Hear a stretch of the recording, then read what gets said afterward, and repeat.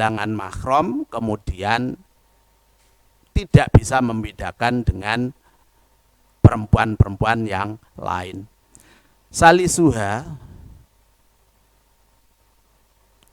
utawi kaping telune surut iku duhurul alamati pertelane alamat. Jelas, alamatnya jelas. Tadi kan dijelaskan misalnya ada perubahan, ada bekas dan lain-lain. Jadi harus jelas. Failam yadhur mongko lamun ora jelas apa alamat, lam yakmal mongko ora bisa amal sapa man bihi kelawan ijtihad. Jadi kalau tidak jelas tanda-tandanya juga tidak boleh diijtihadi. Sawaun iku padha sawaun iku padha alakma utawi wong kang wuta wal basiru lan wong kang bisa ningali. Maksudnya di sini sama-sama tidak boleh berijtihad. Apakah itu orangnya orang yang buta ataupun yang bisa melihat, karena tanda-tandanya tidak jelas. Benar ada tandanya di bawah basah, tapi dua-duanya sama karena airnya berdekatan, yang tidak bisa dianggap air yang A atau dianggap air yang B, tidak bisa karena tidak jelap. Walistaratu lan ora den syarataken fi idrokiha ing dalem nemu alamat apa albasaru ningali bal yatahari balik nemen-nemeni sapa man wong waqa'a kang tumiba lahu ketiman apa alistibahu serupa. Kemudian untuk menemukan tanda-tanda agar bisa berijtihad itu tidak disyaratkan yang bisa menemukan dengan cara melihat, tidak, melainkan semua bisa, akma ataupun basir bisa dengan cara berusaha sekuat tenaga, ya tahari. Jadi harus, kalau yang akma juga bisa berijtihad dengan cara merasakan tanda-tanda yang ada. Walau kana senajan ono sapa man iku akma wong kang wuta. Ini goyahnya. Jadi tetap sama antara yang buta dengan yang bisa melihat, sama-sama harus berijtihad apabila terjadi dua persamaan air antara yang suci dengan yang tidak suci. Fainalahu monggo temen sedune iku tetep kedue akma torikon utai dalan fitawasuli ing dalem tumeka ilal maksudi maring perkara kang den sejo. Kalau akma, bagaimana cara mendapatkan tanda? Di sini dicontohkan kasamain kaya dene ngrungu, misalnya mendengar.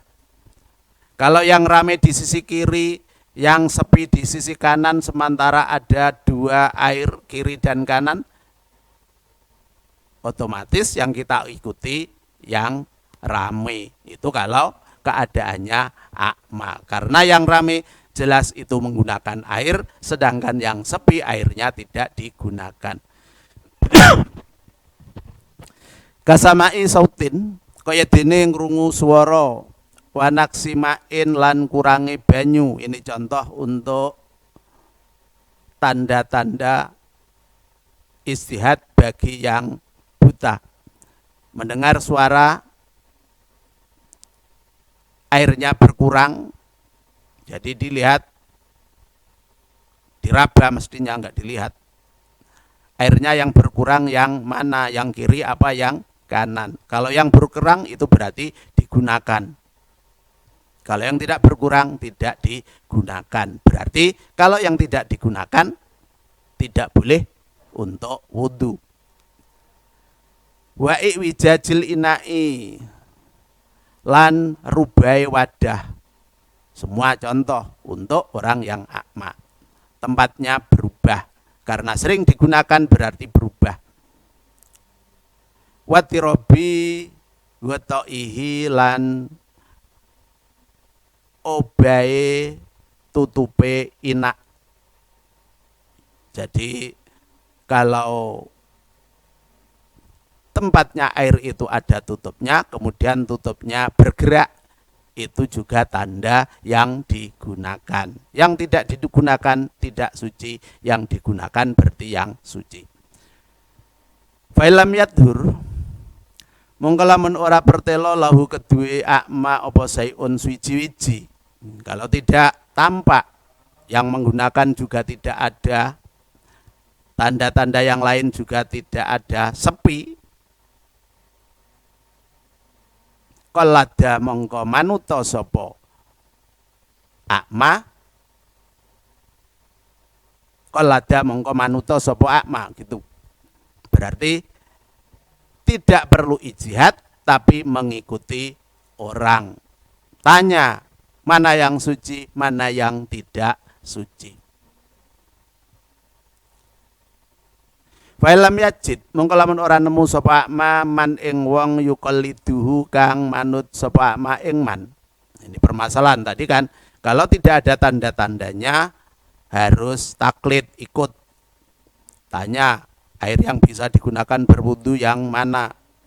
Tapi kalau tidak ada au ikhtalafa utawa sulaya alaihi ing atase akma sapa muqalladuhu pira-pira wong kang den anut akma atau orang yang menggunakan air itu beda-beda. Tadi tidak ada yang diikuti atau ada yang diikuti tapi membingungkan, ikhtilaf. Yang itu gunakan air yang A, yang itu menggunakan air yang B. Kalau begitu untuk orang yang buta tayammama mongko tayamumo sopo akma. Penyelesaian akhirnya karena tidak bisa ijtihad harus tayamum. Ini ketentuan-ketentuan yang harus dikerjakan. Tidak boleh langsung tayamum, tapi harus berusaha. Mungkinkah ijtihad atau tidak? Wal basiru utawi wong kang bisa ningali iku la yuqallidu, ora bisa taklid sapa basir. Ini kudu diperhatikan.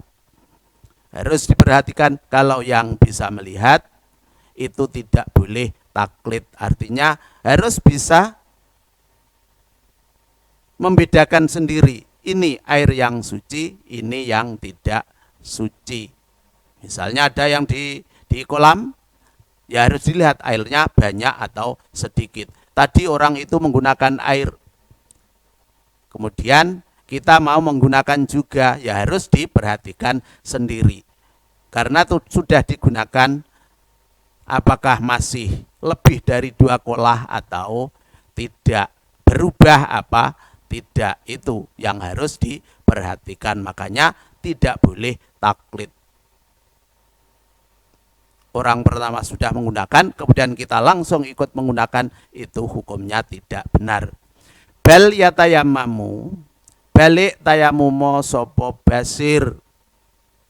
Jadi kalau tidak bisa diistihati, langsung tayamum, tidak boleh taklid. Berarti setelah kita memperhatikan, mungkin bertambah, mungkin berkurang, kemudian terjadi keraguan, mamang, jadi 50% tidak punya dzon, kita tidak boleh ikut-ikutan orang yang terdahulu, tapi harus langsung tayamum. Sebab untuk ijtihad tidak ada tanda-tanda yang terlihat. Wasartu sihati tayamumi, utai syarat saya tayamum iku itlaful ma'aini, ngerusak banyu loro. Ini kelanjutannya, karena tidak boleh taklid tetapi harus tayamum. Sedangkan syarat orang yang bertayamum harus tidak ada air, maka airnya dibuang dulu. Itlaful ma'ain. Salah satunya boleh, keduanya juga boleh. Kalau salah satunya berarti kan tidak bisa diijtihati. Liana ahadahuma krana temen sedene salah sijine ma'ain iku tahurun nyucikaken apa akad biyakinin kelawan yakin. Wal mutayammimu khalih utawi wong kang tayamum iku layasihu ora sah apa tayamum ma'a wujudihi sartane wujude akad. Ini yang harus diperhatikan. Tayamum kalau penyebabnya tidak bisa menentukan suci atau tidaknya air, itu tidak bisa dikerjakan.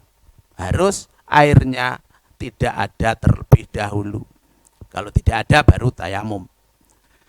Rabi'uha utawi kaping pate surut iku ta'addudul mustabihi wa wilangane perkara kang serupa. Syarat yang keempat, perkara yang menyerupai harus ta'addud, terbilang, tidak cuman satu. Jadi kalau ada dua itu berarti ta'addud. Ada pilihan. Kalau cuma satu tidak ada pilihan. Bukan ijtihad. Karena ijtihad untuk memilih salah satu dari perkara dua.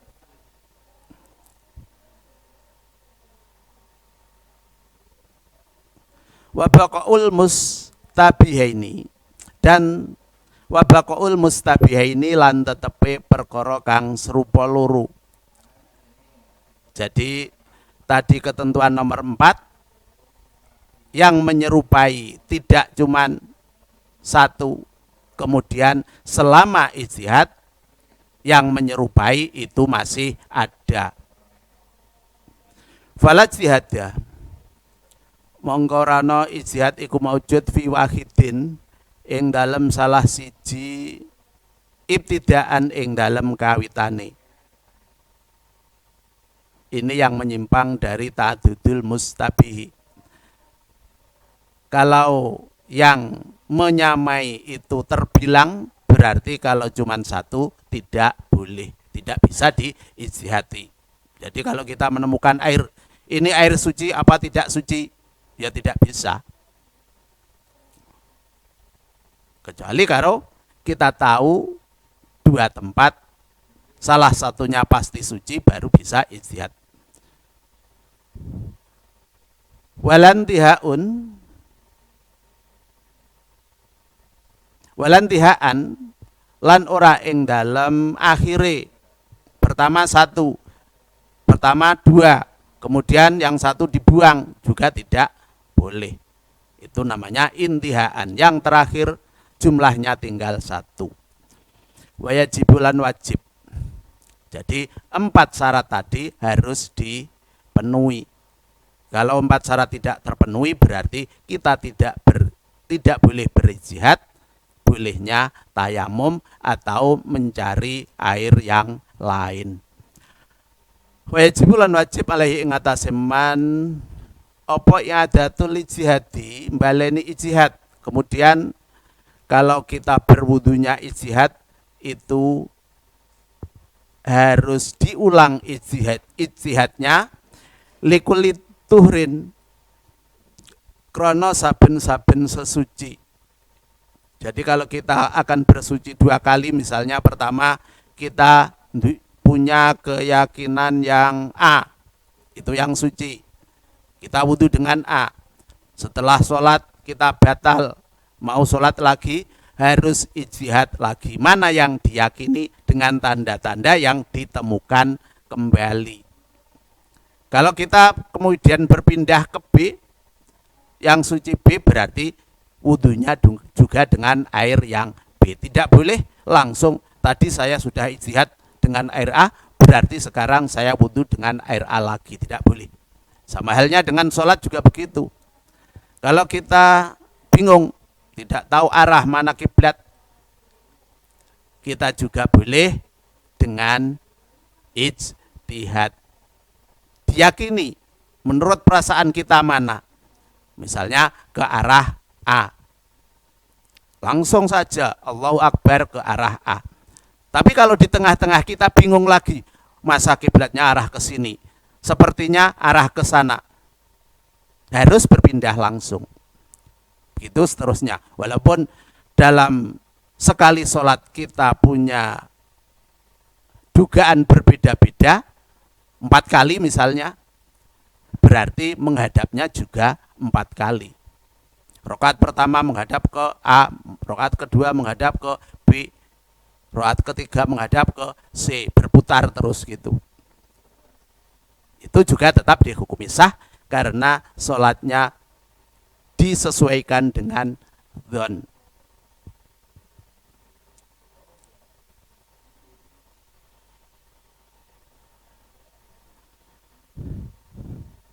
Walau mujaddadan, senajan